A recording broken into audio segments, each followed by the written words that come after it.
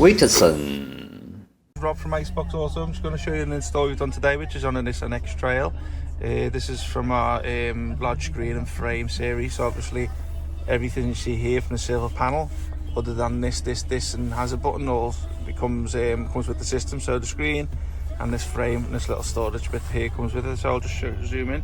It's our Android 12 system. This is on the DHV range. There's a couple of other models you can choose from. As you can see, it's got Google Maps here. It's also got Bluetooth for phone book support.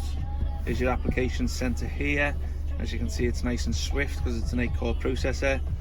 If you're looking down the 4-core, 2 and 16, you might be a little bit compromised with the speed, but this is the 8-core, so as you can see, it's free from lag.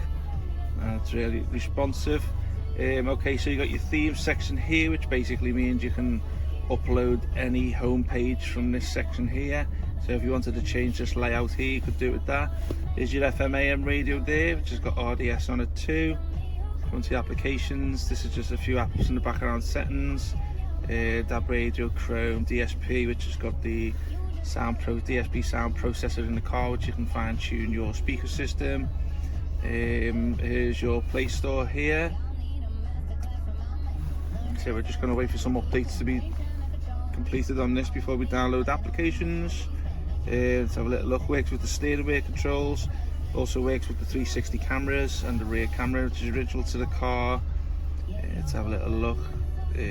Okay, T-Link, Z-Link, CarPlay, Android Auto is included, YouTube. Okay, I'll just bring it to an end today, guys. If you've got any questions, give us a shout. Put the details down below in the description.